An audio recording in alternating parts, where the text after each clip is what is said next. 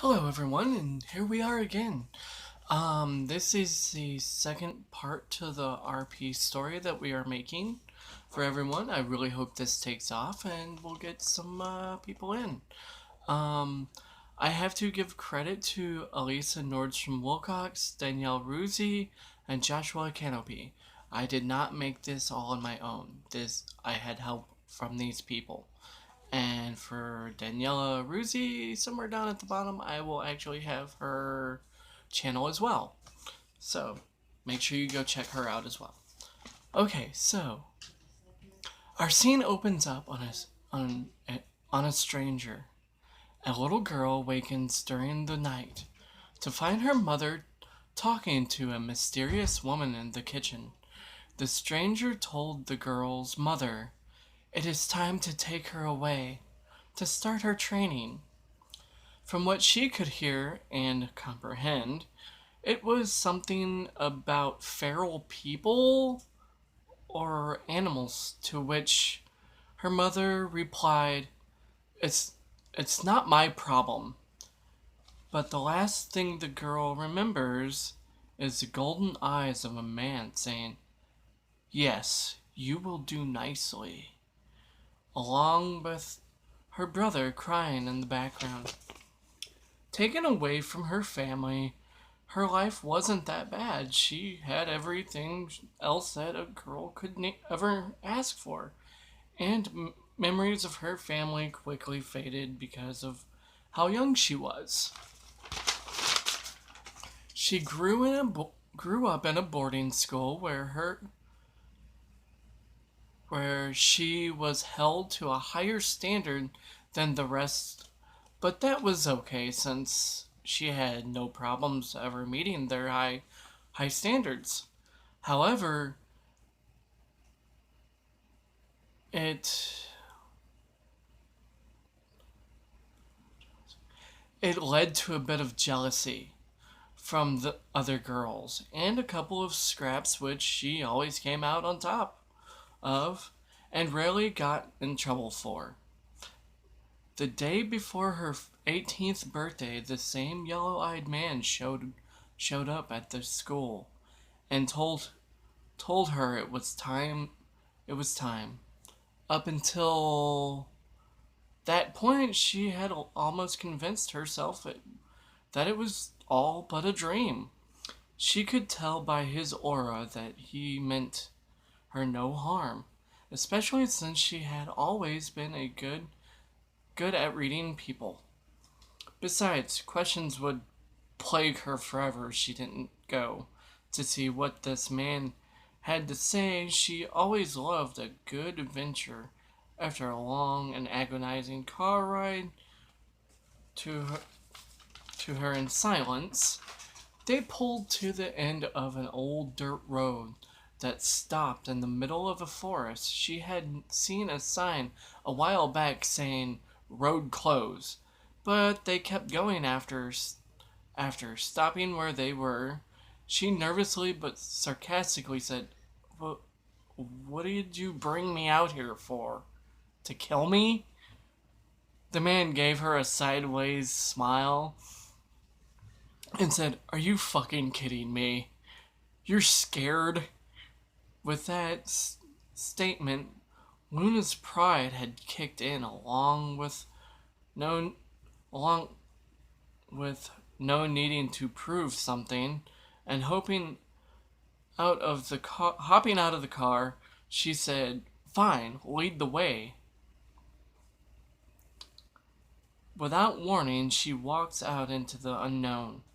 As they walked down the path, crazy, amazing, beautiful scents filled her nostrils, and the air felt like it was coming to life.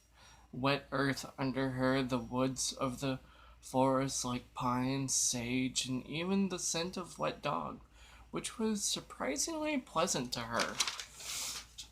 It all felt oddly familiar to her even as she was walking down the old wooden path into the unknown, with the forest so alive with sounds of howling of dogs and crickets filled the night air around her.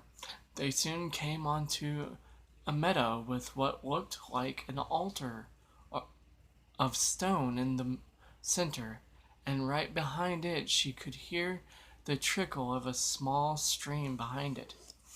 The closer she got, the more shadowy outlines appeared out of the woods around her.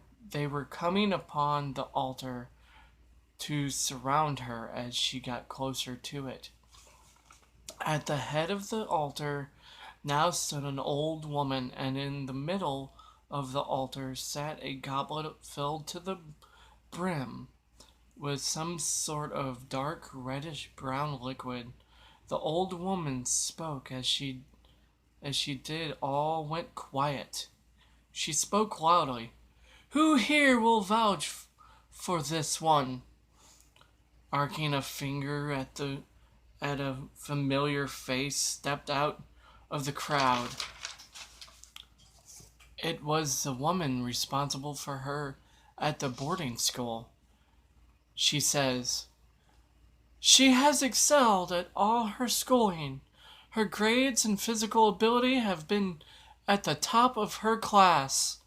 After a brief pause with a smile on her face, she added, "I have personally been responsible for making sure of that."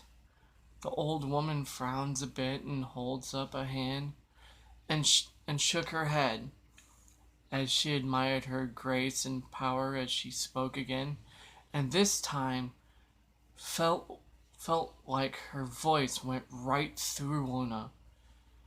"It is not her academic achievements that I speak of. Who here will vouch for this one's soul?" She pointed at Luna. With that question, the golden-eyed man that had brought Luna, and the same man that she remembers now as a part of her childhood, stepped forward, and with something between a growl and a roar, "I will. I have watched her grow from afar, and she is everything that we have hoped for to fulfill the White Witch's prophecy that she said she would be." She even thought that she might have seen a hint of pride behind his stony exterior. That the woman looked directly into Luna's eyes. She felt like the old woman was staring directly into her heart and soul. This made Luna squirm a little, but she made sure not to break her gaze. With a sideways smile, she says, "Yes, you do have spunk. You will do nicely. You truly are the one that the White Witch has spoken legends to come. I see it in your eyes. You are strong and fierce and compassionate. With that said, you lack the patience and discipline that comes with age. Now drink deep, child, and accept your destiny, or go in peace. But know this, if you go, you will never know what this world truly has in store for you. You will always feel that a piece of you is missing." Luna, being the bold, young, rash thing that she is, asked no questions. Something just felt right to her. So she drank deep. The liquid was thick, smelled earthy, and tasted like a rich, earthy wine, but also of wood and dirt and berries from an elder bush. It was good, and the more she drank, the more vigor and power she felt resonating through her body. The woman smiled proudly and said, "Welcome to the pack, my child." All the whispering and chattering that had been going through the crowd fell deathly silent. One by one, the people around her started to kneel, with the right side of their necks exposed. Only the people closest to her that she had noticed a waxing crescent moon tattoo behind their ear, and as she looked around, she realized They all had it. All but two people kneeled. The woman at the front of the altar and the man with the yellow eyes next to Luna. The woman stepped down toward her and pulled her head toward Luna's forehead to forehead.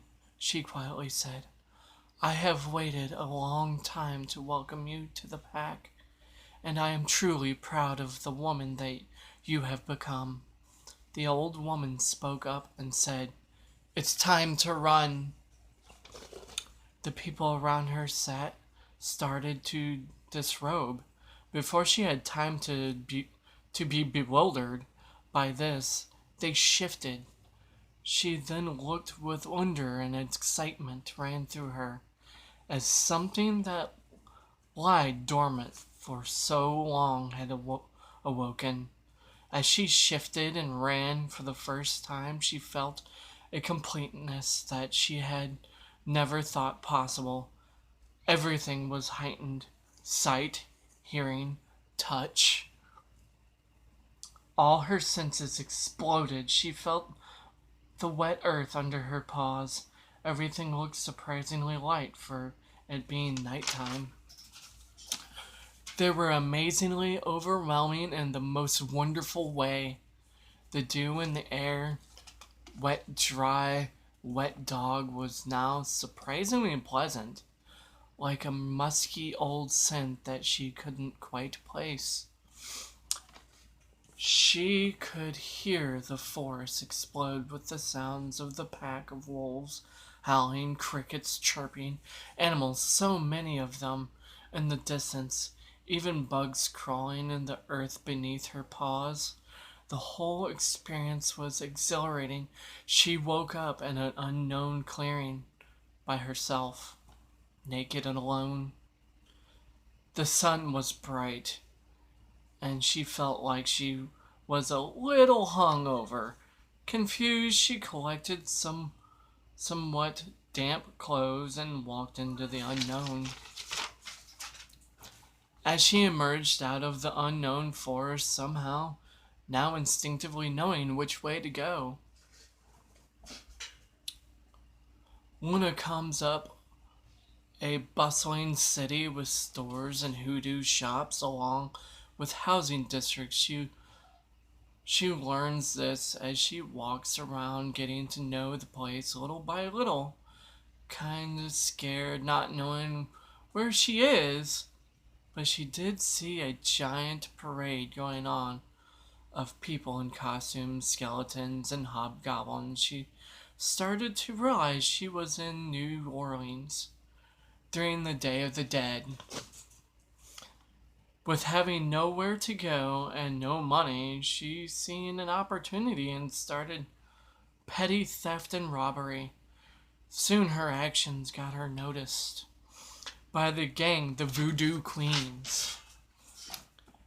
They were known to commit petty crimes, money laundering, and protections to certain establishments, for a price, of course. She worked her way from a bouncer to the top dog. Only had one person behind her in rank. This lasts a year or two, then one day it all goes wrong, and the bastard one below her overthrew her somehow. It left Luna shamed and humiliated.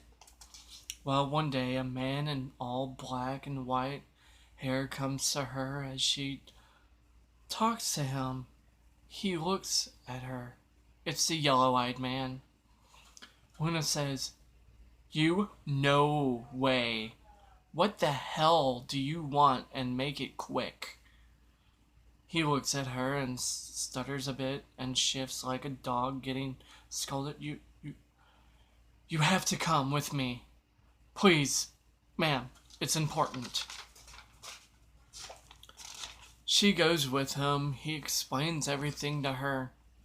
She finally understands who she is and the abrupt absence of leaving her in the woods of New Orleans. Also tells her of the old woman, her grandmother, and that she is on her deathbed. she gets to where they have a cave near her old town, 18 miles away. Upon entering, an overwhelming sense of sadness is in the cave as she sees her grandmother and a mysterious woman in all white. The mysterious woman takes her leave, and Luda is standing in front of her grandmother. Her grandmother explains in short she needs to go back to New Orleans and find a woman in a brothel called Katrina, and she will help you if you help her get rid of the feral werewolves. She then burns her grandmother on a pyre fire and heads back.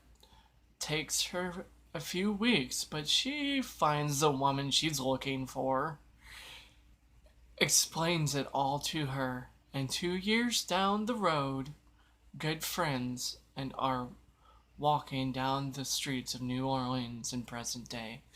That is where I leave you, my friends, until we come upon the third story. Yes, it is about a hoodoo priest. It will be exciting and wonderful.